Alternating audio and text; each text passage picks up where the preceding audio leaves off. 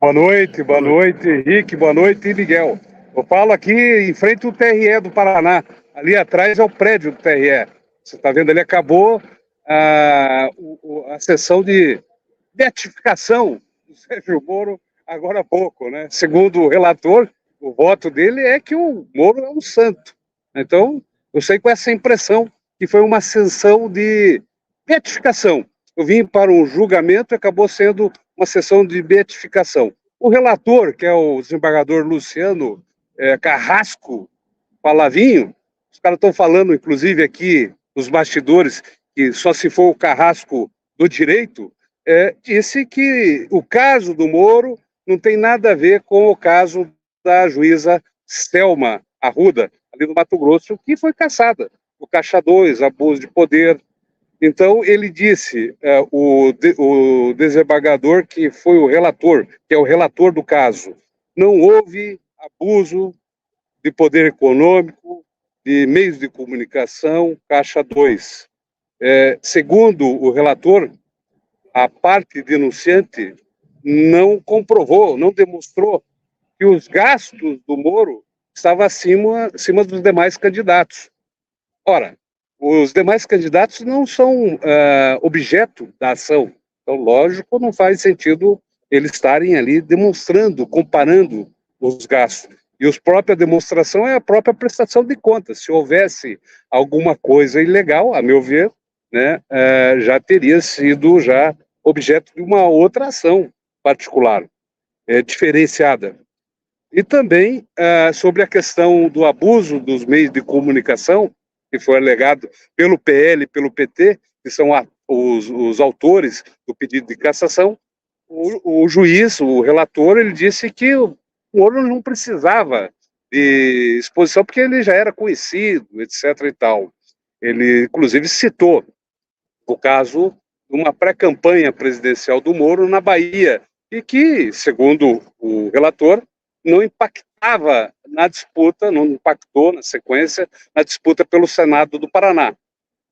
Também, a meu ver, é controverso isso, porque o que aconteceu? O Moro ia numa campanha ver o santo lá na Bahia, mas só que havia uma super cobertura, principalmente da TV Globo, que tinha um interesse direto na eleição do Moro como senador. Então, são argumentos, a meu ver, pontos do relator fracos que facilmente podem sucumbir aí num recurso ao TSE. O problema é que o TSE ele vai ter mudança de guarda lá em agosto. Então, nós estamos em abril, esse processo do Moro pode avançar até ali mais ou menos em dia 9 de abril, segundo o presidente da sessão, o presidente do TRE do Paraná, e depois tem os embargos de declaração, você tem lá o esclarecimento das dúvidas, até constituir o recurso ao TSE. Um recurso, segundo ali disse o presidente, num primeiro momento, ele poderá chegar lá no TSE por volta lá de agosto. Então, agosto é quando o ministro Alexandre de Moraes, o Xandão, provavelmente já não vai mais estar na presidência do TSE. Então, pode ter uma mudança de interesse por parte do próprio TSE, porque muda a composição e talvez o Moro se safe desse processo. E o Moro, você deve estar me perguntando, você que está nos assistindo, e o Moro absolvido? Ele fica fortalecido, passa a ser um eleitor importante nas eleições de 2024, mas ele também passa a ser um nome viável para a sucessão no governo do Paraná em 2026, a sucessão do Ratinho. Então, é basicamente isso que é o desenho, Miguel e Henrique. Maravilha, Ismael, maravilha. Fica um pouquinho mais para a gente, então, aí. Você viu que eu estou na rua, né? O que eu fiz aqui? Eu peguei um poste e para aproveitar a luz do poste que está à noite aqui e para fazer aqui uma bancada aqui no meio da rua. Então o pessoal passa aqui e acha tudo muito estranho eu conversando com o poste. O celular está apoiado aonde? No poste. Depois eu tiro uma No poste? foto e mando do poste. Ele tem uma bancadinha. Depois Bancadinha. eu vou virar aqui para vocês, para matar a curiosidade. Só um pouquinho aqui. Ah, tem uma bancadinha, perfeito. Que são aqueles postes quadrados, né? Esse é o poste. São redondos. Uhum. Perfeito. Mas funcionou super bem aqui. Perfeito. Vou passar para um pouco para o Henrique. Só porque eu baixei aqui, deixa eu só erguer aqui novamente. Tô sem áudio aqui, sumiu o meu áudio. Eu perdi o áudio aqui. Só um minutinho. Oi. Tá ouvindo? Tá ouvindo a gente? Eu perdi o áudio aqui. Só porque eu vou acertar aqui o áudio. Só um minutinho. Tá bom. Henrique, então, quais são os seus comentários sobre essa notícia, por favor? Miguel, poucas vezes eu fiquei tão constrangido, você deve saber disso, a gente está há muito tempo nessa vida, né, cobrindo aí julgamentos, enfim, tudo que é tipo de sessão do judiciário brasileiro, das mais diferentes alçadas e esferas aí, e poucas vezes eu fiquei tão constrangido de assistir a um julgamento como hoje, nessa segunda-feira, 1º de abril, vendo o discurso do desembargador, né, relator do caso do juiz Sérgio Moro, o desembargador Luciano Carrasco Falavinha Souza, que durante 2 horas e 15 minutos descreveu uma figura do Sérgio Moro e de uma conduta do Sérgio Moro que eu acho que todo mundo desconhece. O papel desempenhado por esse desembargador se aproximava muito mais de um advogado de defesa, Miguel. E não é advogado de defesa no sentido, digamos assim, figurado da coisa. A própria entonação, a própria argumentação, a própria eloquência empregada pelo desembargador Luciano Carrasco era uma eloquência de alguém que estava defendendo um réu, não alguém que estava julgando uma ação. Eu parei de contar na 20ª vez que ele selecionou um ponto determinado da ação para fazer uma defesa rasgada do Sérgio Moro e argumentar, explicar por que aquele ponto não era um ponto, digamos assim, em que o juiz deveria ser condenado e considerado culpado por uma conduta ilegal.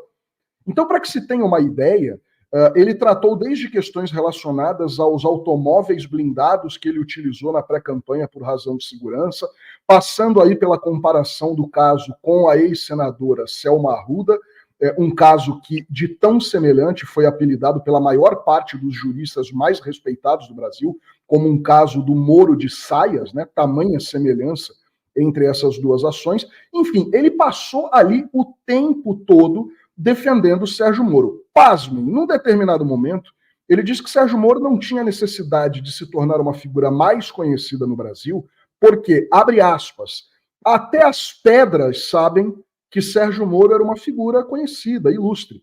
E ele disse, para argumentar, que inclusive no Carnaval de Olinda, em Pernambuco, Sérgio Moro era tão famoso que ganhou um boneco de Olinda. Esse era o argumento dele, mostrando que Moro não precisava fazer campanha ilegal antes do período eleitoral, porque ele já era uma pessoa, uma figura conhecida. É uma vergonha, Miguel, uma vergonha, Ismael, porque parece que esse troço de República de Curitiba, que se fundou lá atrás, é uma parada que foi um pouco levado a sério demais por esse judiciário do Paraná. Eles tomam decisões que parecem realmente ser de uma república apartada da República Federativa Brasileira. Eles me parecem ter uma Constituição, um Código de Processo Penal, um Código Eleitoral, tudo diferente do resto do Brasil, porque assim, eles decidem ao bel prazer. E o que foi feito nesse fim de tarde e começo de noite, lá em Curitiba, no Tribunal Regional Eleitoral do Paraná, foi algo nesse sentido. Vergonhosa a decisão, o voto, né, desse relator, que passou a bola ali para frente, e o próximo desembargador a votar acabou pedindo vistas, então o julgamento foi suspenso, mas o que a gente pode dizer é que esse negócio de República de Curitiba, realmente eles levaram a sério, e eu acho que eles têm ali um arcabouço legal, né? Eles têm ali leis muito próprias, um ordenamento jurídico muito próprio, porque para tomar decisões desse tipo, só mesmo com alguém que está utilizando um outro ordenamento jurídico que não é o nosso. Muito bem. Ismael, eu queria perguntar para você uma coisa sobre...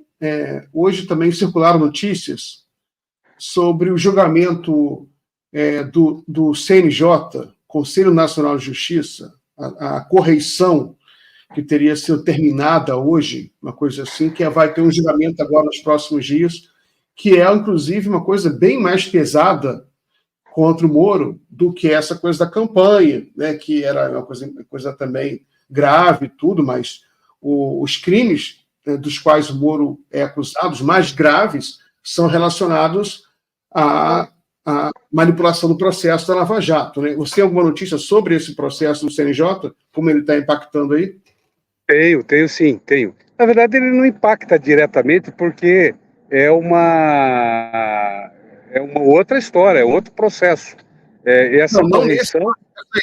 mas na política paranaense, eu digo. Ah, sim, vai ter, claro, acaba tendo, repercute, né? Mas essa questão essa correição, já tem o relatório pronto, ainda não tive acesso a ele, a íntegra, mas estou atrás. A conversa é de que o relatório é forte, é muito duro. Eu falei com algumas fontes de Brasília nesse sentido, de que que o ministro Luiz Felipe Salomão vai pedir um agendamento de uma sessão para julgar. Quero lembrar que não é só o caso do Moro, também envolve a juíza Gabriela Hart, que foi a substituta dele, do Moro, na 13ª Vara de Curitiba. Então, essa correição, ela não alcança só a 13ª Vara de Curitiba, é a jurisdição do TRF4, né, que tem a sede lá em Porto Alegre. Então, envolve aquela criação daquele fundo da Petrobras, que o Gilmar Mendes chamava a campanha Criança Esperança, do Deltan Dallagnol, né? É um fundo bilionário de 2,5 bi de reais, que a juíza Gabriela Hart, ela autorizou, mas depois lá o Supremo segurou, não deixou prosperar.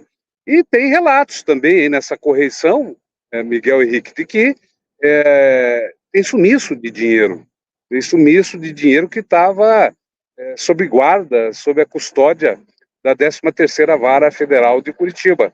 O próprio Tony Garcia, que é um empresário aqui de Curitiba, que é um dos principais aí testemunhas hoje, né, do Supremo Tribunal Federal, o processo que está com o Dias Toffoli, ele fala abertamente que houve um sumiço de alguns milhões de reais que ele deixou depositado em juízo com o Sérgio Moro. Então ele fala isso abertamente, para quem quiser ouvir. E também tem outros bens que foram apreendidos, que foram colocados em disponibilidade, e esses bens também não se sabe o destino deles, o que aconteceu com esses bens. Então, há uma conta, não sei se é chutômetro ou se tem algo científico nisso, algo em torno de 10 bilhões de reais sumidos ali da 13ª Vara Federal.